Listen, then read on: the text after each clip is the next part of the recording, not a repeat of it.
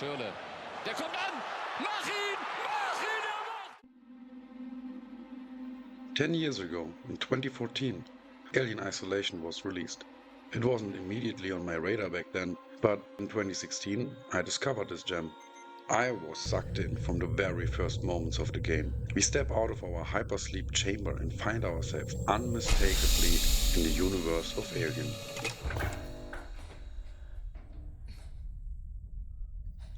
The way they captured the feel of the original movie blew my mind. The interior design, the little trinkets, the sound.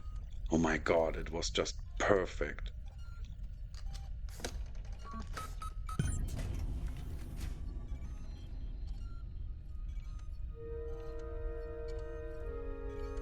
Fast forward to 2021 when we got Aliens Fireteam Elite. I was excited to finally return to Alien and go on a good old bug hunt. But for various reasons, it was rather a disappointment. In 2023, we got Aliens Dark Descent. This game takes us to a setting reminiscent of Aliens, makes us take command of a team of badass marines, and go through an atmospheric setting and somewhat compelling story. In a top-down view, we work through alien-infested areas and rescue survivors. That game is great and I might do a video about it, but it's really kicking my ass. But both games couldn't give me the feeling of being in the movie like the first one did. Dark Descent came close to Aliens, but not the original from 1979. I think I speak for many when I say we just wanted Alien Isolation to come back. The movie Alien Romulus made me go back to it, and I'm happy to say the game holds up. Now the 10th anniversary came up, and the unthinkable, the unexpected happened. They announced a sequel to our beloved Alien Isolation. So far, we have next to no information or details, only that the creative director for the first game, Al Hope, will return to lead the development of the sequel. Creative Assembly, the studio behind Alien Isolation, confirmed that the sequel is in a very early stage and they will take their time with giving us more information. I say, let them do their thing. Take your time. For the love of God, just take your time. Rumors are that the game will be built with Unreal Engine 5. This, of course, has not been officially confirmed or anything, but if you look at these job postings from Creative Assembly,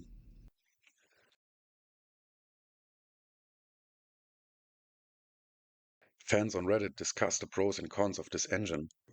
Clearly, Unreal Engine 5 looks amazing, no question about that. But it might lead to a less unique looking game, since Unreal Engine 5 is on the way to become somewhat of an industry standard by now. But let's talk about the actual content of the game. As I said, we don't have any details, but that won't stop us from speculating. The jumping off point for my speculations is the assumption that we are gonna get a true sequel. Now what does that mean? I found a useful definition. A true sequel is a follow-up film that continues the story of the original movie, featuring the same characters, settings, and themes. A true sequel builds upon the events of the previous film and expands the universe established in the first movie. I think we can apply this to games as well. We just have to add that the gameplay is also not a complete departure from the original and maybe builds on it. So let's go through the definition one by one. What about the story? Are we gonna see how some aliens from Sevastopol survive the end of the first game and get scooped up by Wayland, like an Alien Romulus? That would be too close to the plot of that movie in my opinion. So what could be the connection to Alien Isolation? If Amanda returns, I could see her being driven by the realization that her mother disappeared after visiting LV-426 to find out all the dirty secrets that Wayland Yutani is hiding. But how are we gonna get some aliens? Maybe we will see something more generic, like Wayland Yutani just once again getting their hands on some eggs, doing experiments, and it all goes downhill. This might be somewhat of an unpopular opinion, but I don't really need a top-notch explanation how they get their Xeno eggs.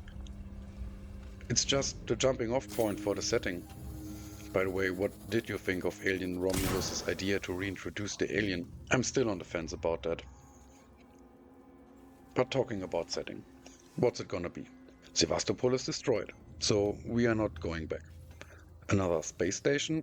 Again, a bit close to Romulus. A spaceship? Well, that's generic. Surface of a planet? Maybe far-off colony like in Aliens? I think I would prefer that.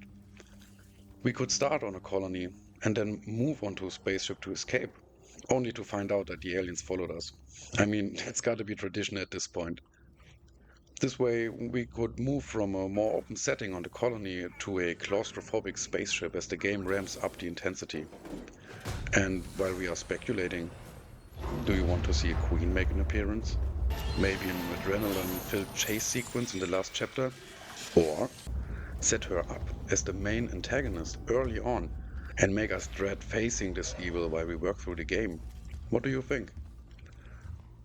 As for a playable character, I would love to see Amanda return.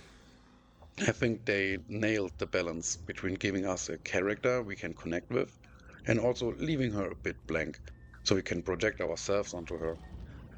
The idea that Ellen Ripley's daughter, whom we know since that park bench scene in Aliens, also fought the aliens might seem a bit cliché, but I like it. By the way, you need to watch the extended editions of Aliens in order to see that scene in which they talk about Amanda. It was cut for the cinematic release. Sigourney Weaver and James Cameron were not happy about that. But you also have to see that movies just weren't as long as they are now, and they had to cut stuff out in order to appease the higher-ups. But why cut this scene? So, yeah, well, it doesn't matter now. The tried and true themes of Alien and Aliens shouldn't be meddled with, in my opinion. The movies seem to work best when they tell their own enclosed story. Prometheus and Alien Covenant tried to make it bigger and more epic by exploring the origins of the Xenos, the engineers, humankind itself. I prefer those things to stay mysterious, with the occasional lore bit here and there. The possible plot hook I suggested involves Amanda investigating Weyland-Yutani, but instead of unraveling all the secrets, it could also just lead to her getting caught up in another Weyland-Yutani fuck-up. So just give us an alien story with a beginning and a proper end. Don't try to make it about exterminating all aliens from the galaxy, or explicitly showing us how it all began, or stuff like that. Tell us the story of a survivor who fights for their life against overwhelming odds and succeed in the end. Make us scared for our lives. Make us feel the loneliness and peril. Use the environment to tell us about the horrors that happen to ordinary people. But what about the actual gameplay? What do we want? What do we think is gonna happen? I don't think it's necessary to reinvent the wheel. Make the controls a bit more snappy, please, but not too much. It's not a first-person shooter. The crafting system was fine in my opinion, don't make it too deep. Looting should stay a part of the gameplay, but don't make it so that I have to collect tons of stuff in every corner. Make it feel special when I backtrack and find a room with a few revolver rounds, some blasting caps, scrap, and maybe even a little fuel. Now let's move to something a bit more controversial. A major point of criticism in the first game was the hiding mechanic. Many players complained about the never-ending hiding in closets and watching the alien roam around until it pulls you out of your closet anyway. But how to square that circle? The alien needs to be an absolute menace. They cannot give you enough ammo and tools to fight back every time. That wouldn't make any sense. Maybe make the hiding spots more diverse? And one thing I really need to mention here. I played Alien Isolation for many years, several playthroughs. I'm not the best player or anything, but I never felt like I was playing a hiding simulator. You need to seize your opportunities and just go for it.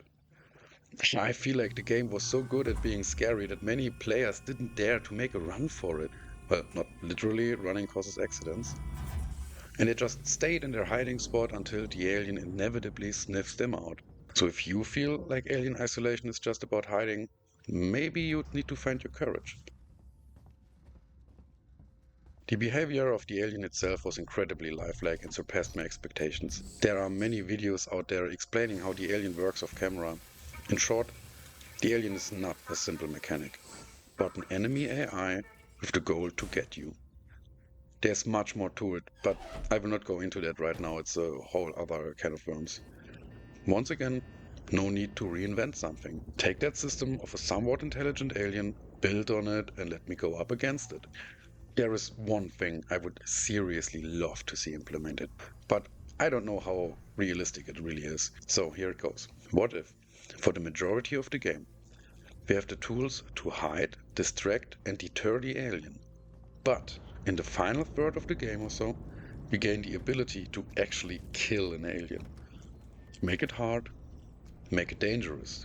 Use the acidic blood as an active threat to kill you or destroy the ship. Give us more than one alien, but not as many as aliens. Give us not enough ammo to kill them all, but make it possible to kill one or two.